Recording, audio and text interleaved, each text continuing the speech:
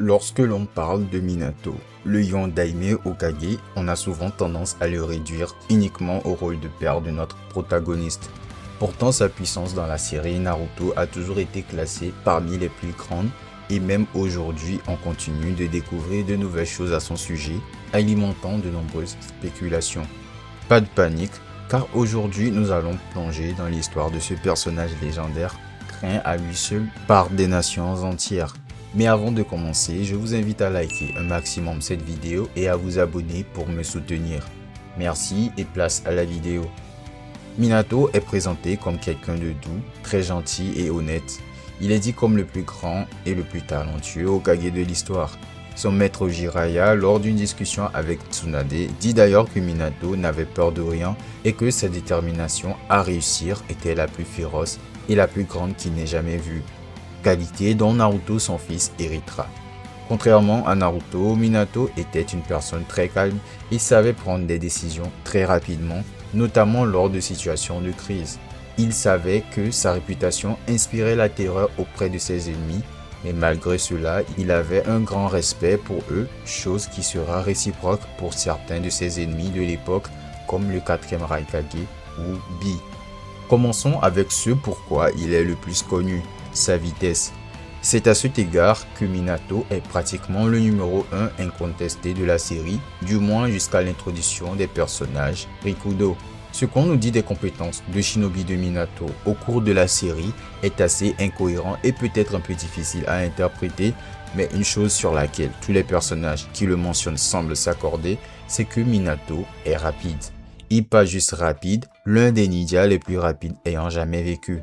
La série ainsi que les databooks impliquent, sans presque le dire carrément, que Minato est meilleur que Tobirama dans l'utilisation de l'Iraishin. Le saut de téléportation de Minato est plus simple que celui de Tobirama et il semble capable de créer ses sauts plus rapidement. Le sien semble aussi consommer moins de chakra, bien que ce ne soit qu'une supposition basée sur le fait qu'il l'utilise plus fréquemment que Tobirama. Il est aussi capable de faire des choses que Tobirama ne peut tout simplement pas faire avec l'Iraishin, comme le barrage qu'il utilise pour téléporter les Bijudama de Kyuubi et de Jubi. Maintenant, le statut et la réputation de Minato, comme étant rapide, ne viennent pas exclusivement de sa capacité à utiliser cette technique, mais sa maîtrise du Shunshin, la technique de base que tous les ninjas du monde de Naruto utilisent pour se déplacer à grande vitesse est à la fois décrite et démontrée comme étant parmi les meilleurs de la série. Minato a réussi à sauver Naruto d'Obito depuis l'autre bout de la pièce et la façon dont cette scène est dessinée et mise en case donne l'impression qu'Obito n'a même pas remarqué ce qui s'était passé avant que Minato ne tienne déjà Naruto.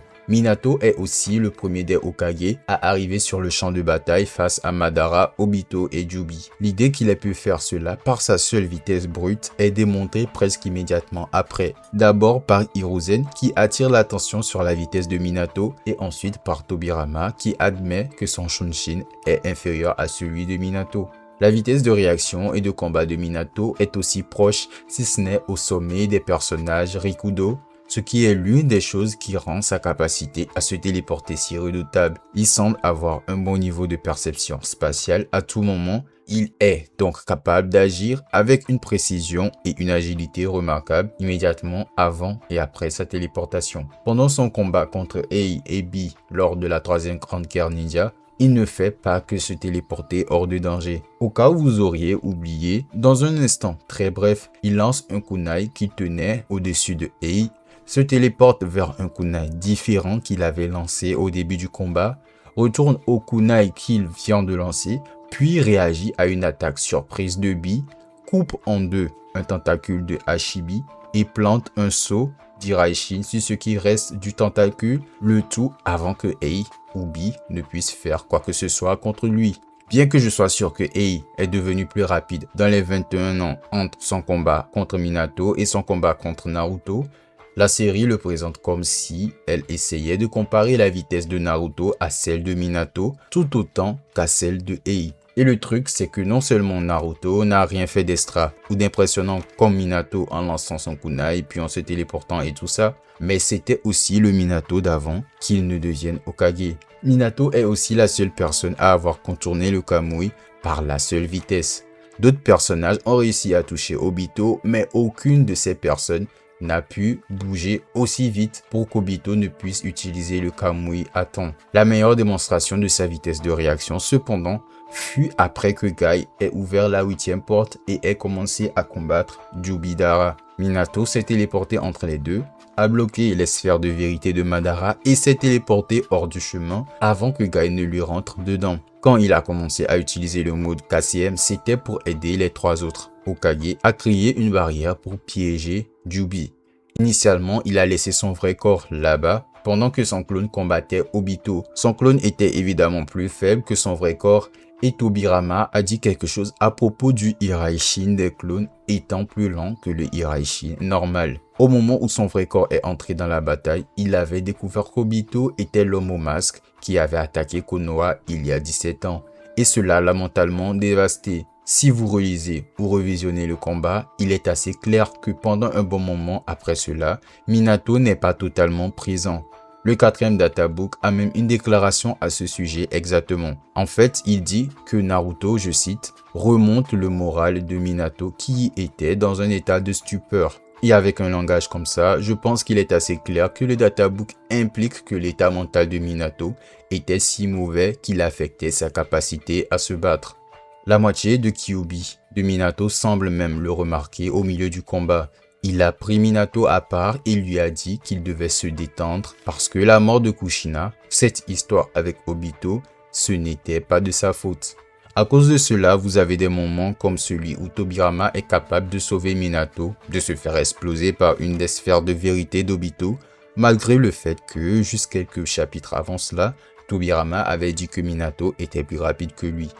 De toute façon, il devrait au moins être aussi rapide que Naruto en mode ermite KCM, puisque tous deux ont pu agir en parfaite synchronisation en attaquant Obito avec un Rasengan père-fils. En parlant du mode ermite, petite parenthèse, Minato peut également utiliser ce mode bien qu'il prétend être mauvais, mais ce n'est tout simplement pas vrai, parce qu'il est au moins meilleur que Jiraiya, puisqu'il ne présente aucun trait de grenouille. Parenthèse fermée, c'est à peu près la seule fois où nous voyons Minato en mode KCM qui serait sa pleine puissance, bien que cela arrive juste après que Naruto l'ait sorti de sa transe de doute, donc il est difficile de dire à quel point cette forme affecte sa vitesse, surtout parce que Minato n'était pas aussi compétent pour l'utiliser que Naruto l'était. Mais si cela avait les mêmes effets sur lui que sur Naruto, alors Minato devrait être fondamentalement intouchable en mode KCM. Maintenant, abordons quelques affirmations que les personnages font à l'égard de Minato, prétendant que le Raikage est à peu près aussi rapide que Minato.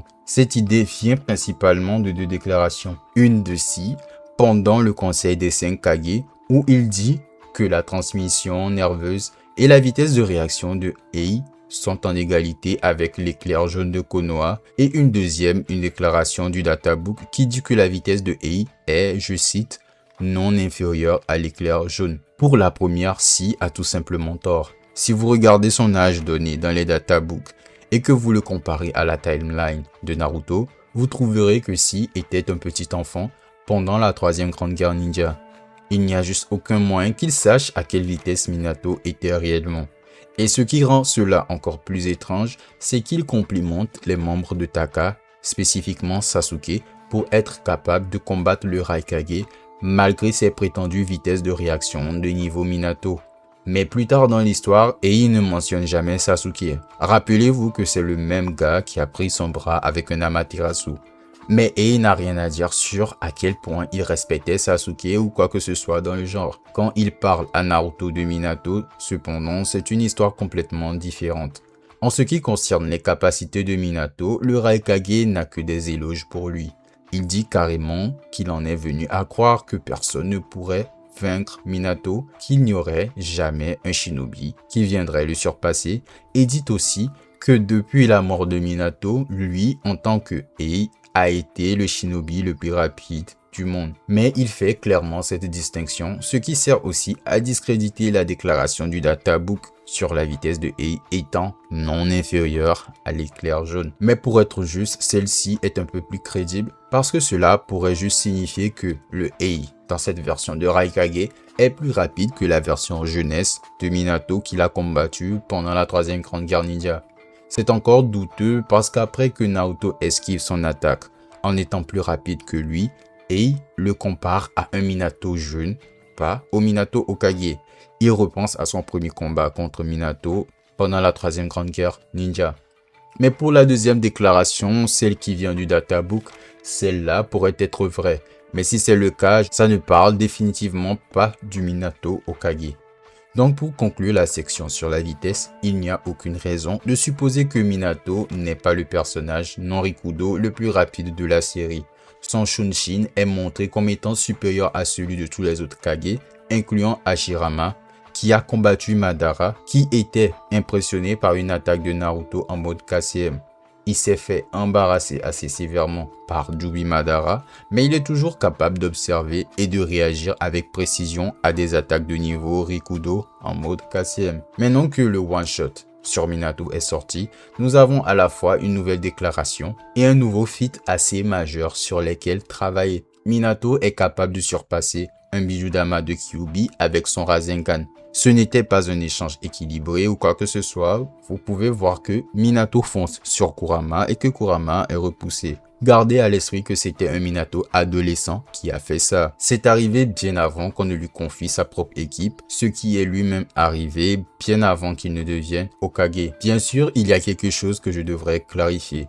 Minato n'a pas combattu Kurama physiquement. Il l'a combattu à l'intérieur du sceau de Kushina. En parlant de Kushina, elle utilisait aussi ses chaînes pour contenir le pouvoir de Kurama. Cependant, il y a trois choses que j'aimerais souligner à propos de ces détails. Même si ce n'était qu'une projection astrale de Minato, combattant une manifestation similaire de Kurama à l'intérieur de Kushina, Naruto a combattu Kyuubi dans les mêmes circonstances, sauf qu'il n'a combattu que la moitié de Kyuubi. Ici, Minato combattait la totalité. Quant aux chaînes de Kushina, elles étaient aussi un facteur pendant le combat de Naruto contre Kurama, mais il y a quelque chose dans le chapitre qui implique qu'elles étaient beaucoup moins puissantes que celles là-bas. Plus tôt dans le chapitre, Kushina utilise ses chaînes pour retenir deux de ses gardes du corps et l'un d'eux dit que les chaînes semblent devenir plus puissantes avec chaque année qui passe. Maintenant, nous devrions probablement supposer que cette déclaration ne s'applique pas aux 16 ans qu'il a passé scellé à l'intérieur de Naruto, mais même dans ce cas, pas mal de temps s'est écoulé entre ce chapitre et l'époque de sa mort. Donc non seulement le Kurama que Naruto a combattu était à moitié puissant, mais il était aussi retenu par des chaînes beaucoup plus puissantes que celles que Kushina utilisait pour aider Minato. En plus de cela, pendant que ce clash avait lieu, Minato se faisait transpercer par Kushina en mode Biju. Donc il était probablement au moins légèrement affaibli à cause de ça. Je dirais, et même si vous êtes sceptique à l'idée que Minato pourrait vraiment créer un Rasengan à la hauteur d'un Bijudama de Kyuubi, vous devez admettre qu'il devrait au moins être beaucoup plus puissant, beaucoup plus fort parce que, encore une fois, Kyuubi complet, chaîne de Kushina plus faible que lorsque Naruto a combattu Kurama, et ce Naruto était marginalement plus fort que la version de Naruto qui a combattu Pain. Kurama dit aussi quelque chose un peu avant cela dans le chapitre One Shot que je trouve extrêmement intéressant. Quand Minato commence à sceller Kurama pour l'empêcher de prendre le contrôle du corps de Kushina, Kurama dit, je cite, « un shinobi du même rang que le premier Hokage Hashirama ». Cela est énorme et je veux dire ce n'est pas un random qui ne connaît pas Hashirama. Il a combattu avec Madara. Peut-être qu'il parle juste de la prouesse de Minato avec les techniques de scellement, mais Hashirama n'est pas vraiment connu pour ça. Sur la même page, il mentionne le clan Uzumaki. Donc on penserait que s'il voulait une comparaison efficace avec quelqu'un qui est vraiment très bon en technique de scellement, il aurait juste dit que Minato est aussi bon que le meilleur du clan Uzumaki. La seule façon à laquelle je puisse penser pour argumenter contre l'idée que cela signifie qu'il est aussi fort qu'Hashirama, même en tant qu'adolescent, est de dire que Kurama veut dire qu'il a le même niveau de potentiel qu'Hashirama et qu'il deviendra aussi fort qu'Hashirama une fois arrivé à maturité. Je ne suis pas nécessairement en désaccord avec cette interprétation, mais ce n'est pas présenté ainsi sur la page. Rien dans tout le chapitre n'implique réellement que c'est ce que Kurama veut dire. Ce n'est pas vraiment en contradiction avec le reste de la série ou même avec le reste du chapitre. Minato est capable d'arrêter un Bijudama de Kurama avec un seul Rasengan. Et il y a d'autres choses disséminées dans la série qui impliquent que Minato est aussi puissant. Un exemple basique est qu'après que Naruto dévie 5 bombes bijoux à la fois Pendant son combat avec Kakashi, Guy et Bee contre Obito, Kakashi à un moment confond Naruto avec Minato. L'implication ici étant que Minato aurait probablement pu faire la même chose. Et vous savez, il pourrait probablement, vu qu'il est capable de téléporter une des bombes à bijoux de Kyuubi assez facilement, et plus tard est capable de téléporter une bombe bijou de Jubi. Je profite aussi de cette occasion pour mentionner qu'Hiruzen semblait spécifiquement plus effrayé qu'Orochimaru n'invoque Minato qu'il ne l'était quand Orochimaru a invoqué Hashirama et Tobirama. Quand les deux frères Senjo ont été invoqués, Hiruzen il n'était clairement pas content, mais quand le cercueil de Minato est apparu, l'attitude d'Hiruzen a complètement changé. Maintenant, il y a des choses que vous pouvez trouver à travers la série qui sont en contradiction avec l'idée que Minato soit aussi fort ou au-dessus d'Hashirama, comme quand Kabuto a dit que personne n'est jamais venu le surpasser. Donc honnêtement, Minato n'a probablement dans son arsenal aucun jutsu qui frappe aussi fort qu'Hashirama, comme la statue géante du Bouddha aux 1000 bras, mais il possède des invocations de grenouille et le Rasengan. Ce que je dirais cependant, c'est que Kabuto ne connaissait personnellement ni Minato ni Hashirama, mais Hiruzen et Kurama si. Donc vous savez peut-être que leurs déclarations étaient un peu plus crédibles. Avec le one shot, vous pouvez réexaminer beaucoup d'autres choses qui sont arrivées à travers la série et je ne pense pas qu'il soit déraisonnable d'arriver à la conclusion que Minato,